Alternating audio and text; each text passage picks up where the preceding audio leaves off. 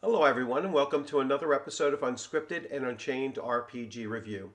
I am Dungeon Master Bloodworth, and as you can see by the graphics, today's video is going to be a continuation of the RPGaDay 2024 series, Day 19 Sensational Session. And for this particular session, I am selecting from all of the many incredible sessions that I've had, to be honest with you, over the last 3 years. Once again, I am going to the well of my AD&D First Edition campaign with my most consistent players over these past 3 years as well. And this was a really standout session that I'm going to bring up. So I'm going to shift gears. I'm going back to October of 2023, and this was, I believe, session 107, so 107th weekly session that we held. So it was a little over 2 year campaign that they were running, and this was the final battle. So let me switch over to the graphics so that you can see what I'm talking about, to as much as I can recall from the events. So here we have here we have the Roll20, and this is essentially the layout that they had. So they were fighting against a demon lord. The demon lord is Sothaga, which is comes from supplemental supplemental rules. I believe this one came out of a frog god adventure, a very, very high level adventure. And so Suthaga was a demon lord that I had intertwined into the whole aspect of the AD&D campaign, where it was through the power of this demon lord that Zelagar, the Archlich, was able to harness much of this demon lord's power in order to advance his own designs.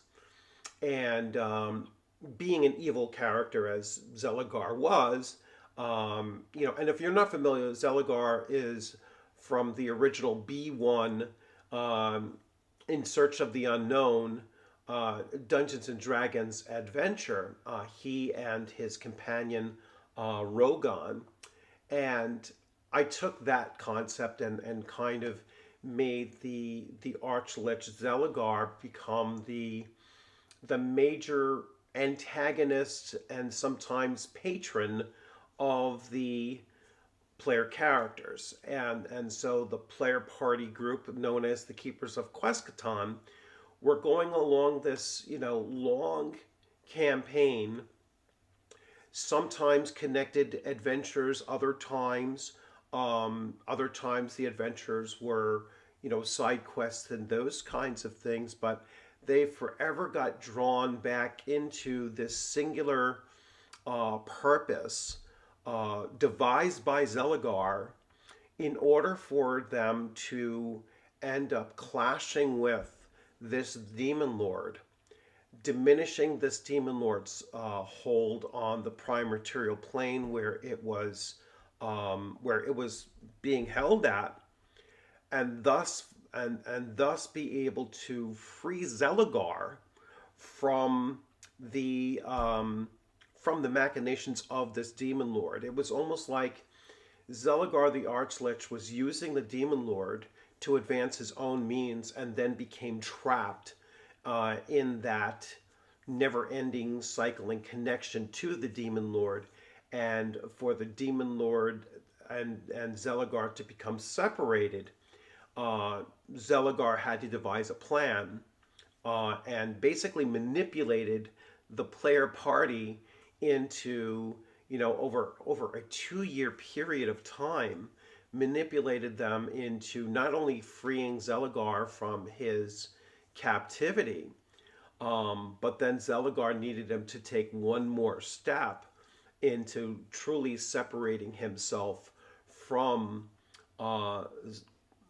Sagada. I can't say the darn name right now. Sathoga, sorry. Um, and so Zelagar is going to assist them in this battle by using very powerful anti-magic shell that he actually developed in that it would strip the demon lord of most of its resistance to magic. The only problem was that Zelagar would have to really concentrate on maintaining that resistance for a certain amount of time until it became a permanent effect. So he was basically just concentrating for the first 5 or so rounds, getting this thing to, getting this spell to actually take effect.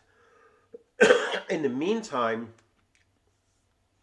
the rest of the party is just trying to diminish the power of and the hit points basically of the demon lord through their non-magical means, because their spells would eventually be useless, or nearly useless.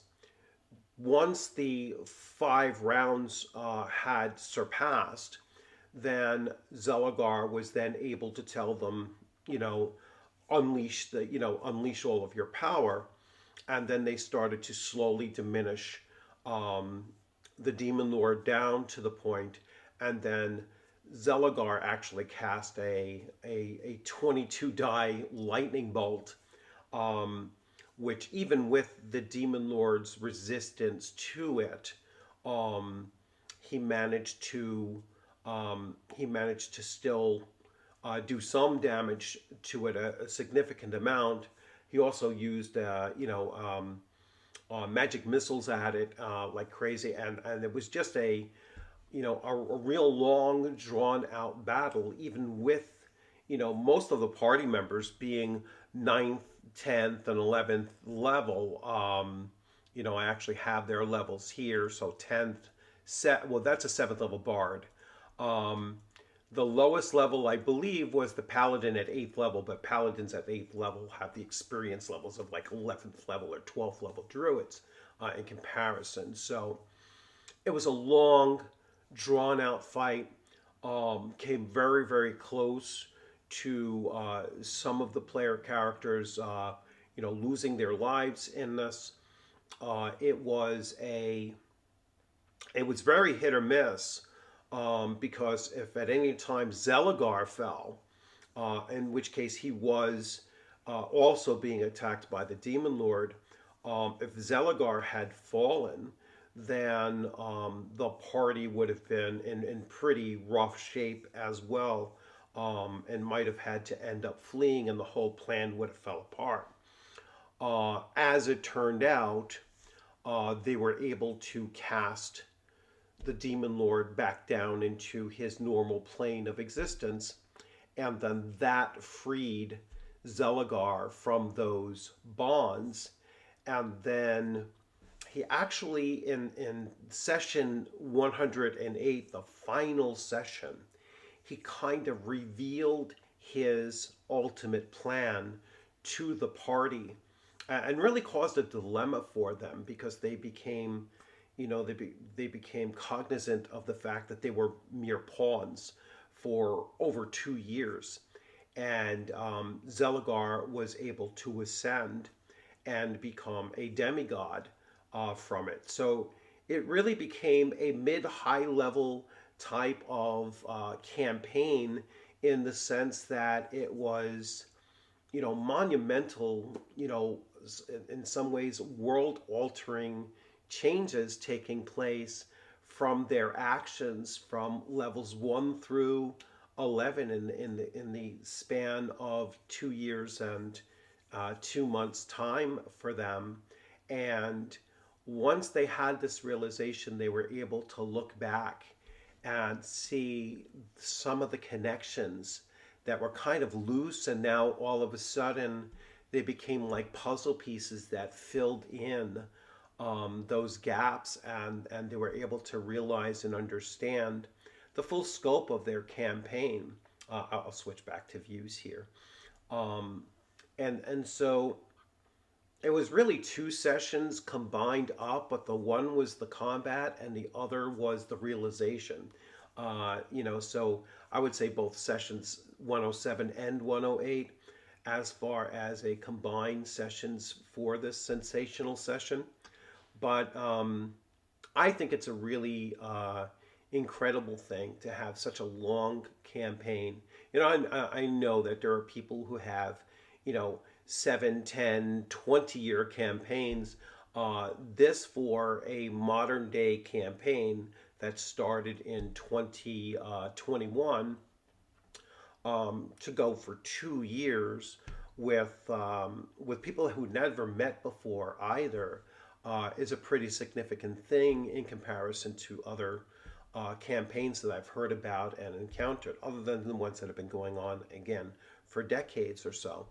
So it was definitely a sensational session, and one that kind of shows you that you don't necessarily need combat, because session 108 was completely no combat at all. It was just exposition. It was just a narration of everything, and then it was the realization that the players came upon on their own when they started piecing these things together. These puzzle pieces came into view now, and and I think they walked away from it with some like mixed emotions, in that they know that they defeated several great evils along the way, and they were certainly heroic in their actions over those 2 years and 10 months. And yet they were manipulated by another evil power for his own gain. And so it's kind of a bittersweet way to end a campaign. And we have not revisited those characters and that campaign, since October of 2023. So it's been some time since that kind of came to a close, and yet I still, even though I'm playing with most of those players still to this day in other game systems and other campaigns,